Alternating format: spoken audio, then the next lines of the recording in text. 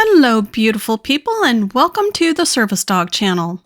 Disclaimer, I'm not a lawyer, so there's quite a bit of confusion out there in the service dog community regarding whether or not a dog with attack or protection training is allowed to be a service dog. Some people believe that this type of training disqualifies a dog from being a service dog. We're going to look at what the federal government says because they're the final authority on this matter. First, we have to take a look at the legal definition of a service dog according to the Department of Justice.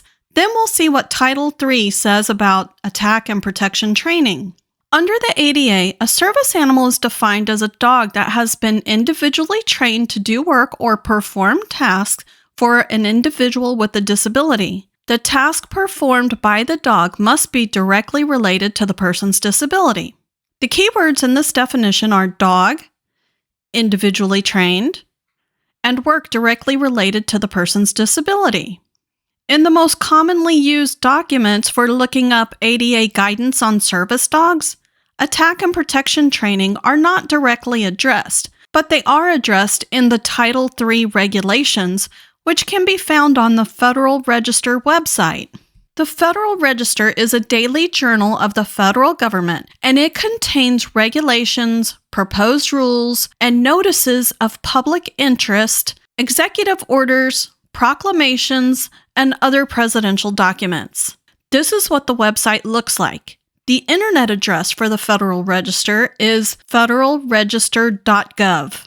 This is the rule that contains the original source of the ADA's information on service dogs published by the DOJ. I'll show you the final rule, not a proposal. Here's a summary of the information we'll look at, and it was effective as of March 15, 2011. Under the service animals section, this is what it says. Providing minimal protection. The 1991 Title III regulation included language stating that minimal protection was a task that could be performed by an individually trained service animal for the benefit of an individual with a disability. In the department's ADA business brief on service animals, 2002, the department interpreted the minimal protection language within the context of a seizure. For example, alerting and protecting a person who's having a seizure. The department received many comments in response to the question of whether the minimal protection language should be clarified. Many commenters urged the removal of the minimal protection language from the service animal definition for two reasons. One, the phrase can be interpreted to allow any dog that is trained to be aggressive to qualify as a service animal simply by pairing the animal with the person with a disability. And two, the phrase can be interpreted to allow any untrained pet dog to qualify as a service animal, since many consider the mere presence of a dog to be a crime deterrent and thus sufficient to meet the minimal protection standard. These commenters argued, and the department agrees, that these interpretations were not contemplated under the original Title III regulation. While many commenters stated that they believed that the minimal protection language should be eliminated, other commenters recommended that the language be clarified but retained. Commenters favoring clarification of the term suggested that the department explicitly exclude the function of attack or exclude those animals that are trained solely to be aggressive or protective. Other commenters identified nonviolent behavioral tasks that could be construed as minimally protected, such as interrupting self-mutilation, providing safety checks and room searches, reminding the individual to take medications, and protecting the individual from injury resulting from seizures or unconsciousness. Several commenters noted that the existing direct threat defense, which allows the exclusion of a service animal if the animal exhibits unwarranted or unprovoked violent behavior or poses a direct threat, prevents the use of attack dogs as service animals. One commenter noted that the use of a service animal trained to provide minimal protection may impede access to care in an emergency. For example, where the first responder is unable or reluctant to approach a person with a disability because the individual service animal is in a protective posture suggestive of aggression. Now here's what they're talking about. On the ADA's service animal FAQ website, question 23 discusses the fact that any service animal that behaves in a way that poses a direct threat to the health and safety of others may be excluded. Now, the rule goes on to state, many organizations and individuals stated that in the general dog training community, protection is code for attack or aggression training and should be removed from the definition. Commenters stated that there appears to be a broadly held misconception that aggression-trained animals are appropriate service animals for persons with post-traumatic stress disorder, PTSD. While many individuals with PTSD may benefit by using a service animal, the work or task performed appropriately by such an animal would not involve unprovoked aggression, but could include actively cueing the individual by nudging or pawing the individual to alert to the onset of an episode and removing the individual from the anxiety-provoking environment. The department recognizes that despite its best efforts to provide clarification, the minimal protection language appears to have been misinterpreted. While the department maintains that protection from danger is one of the key functions that service animals perform for the benefit of persons with disabilities, the department recognizes that an animal individually trained to provide aggressive protection, such as an attack dog, is not appropriately considered a service animal. Therefore, the department has decided to modify the minimal protection language to read nonviolent protection, thereby excluding so-called attack dogs or dogs with traditional protection training as service animals.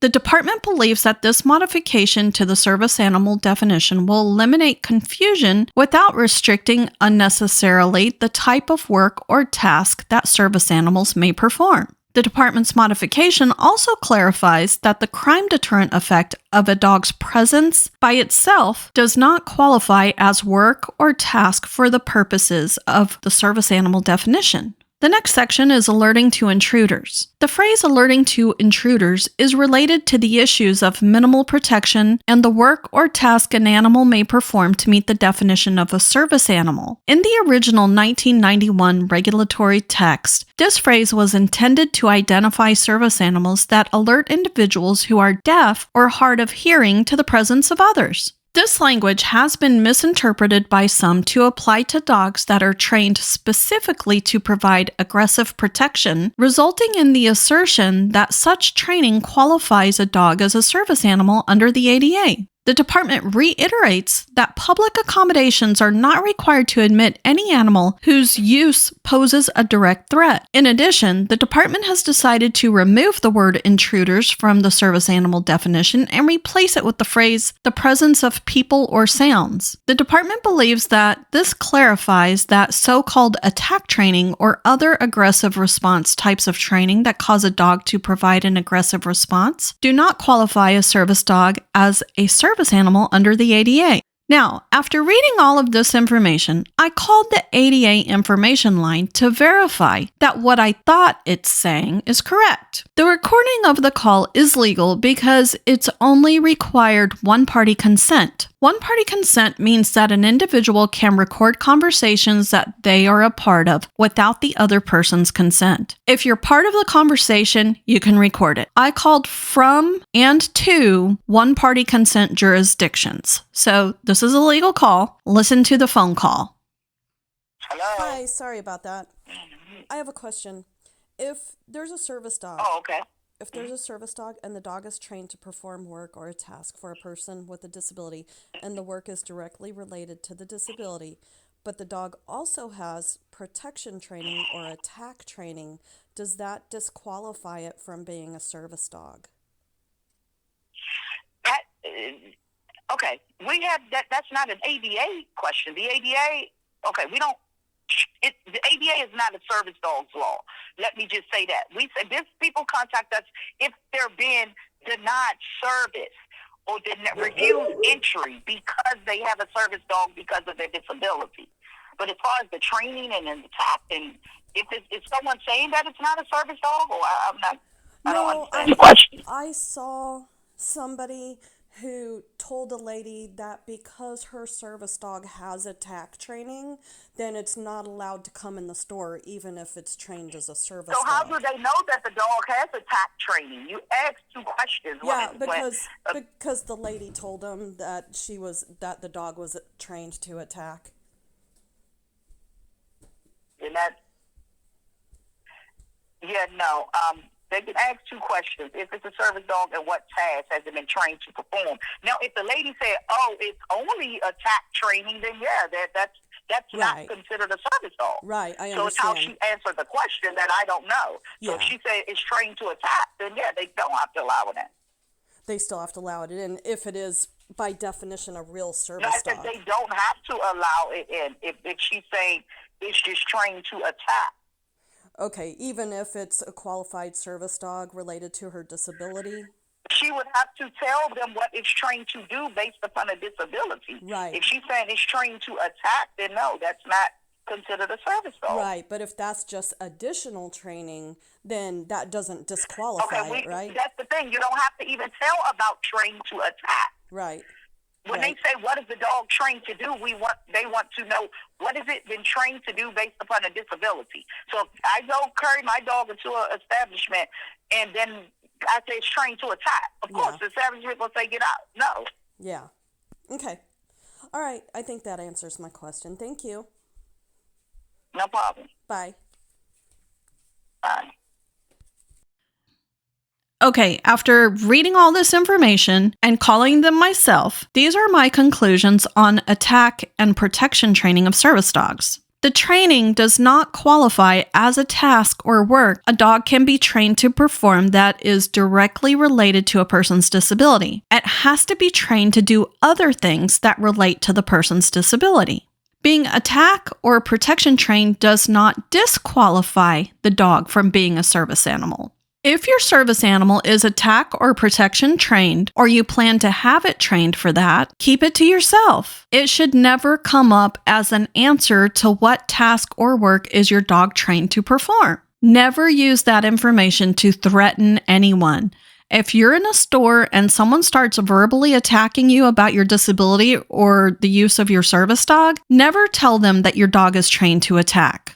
If your service animal has this type of training, you better make sure that your service dog would never hurt anyone if you pass out or get hurt and they're trying to help you. Your dog better not attack someone trying to lift you up off the ground onto a stretcher, lean over your body, give you CPR, or treat you while you're screaming in pain. You better test your dog for these types of situations before you take it out in public. Whether you agree with the law or not isn't the issue. Do you agree that my conclusions are correct according to the law? If you're interested in what the law says about service dogs in shopping carts, see the video linked at the end of this one, or check out my playlist while you're folding laundry, walking your dog, or doing dishes.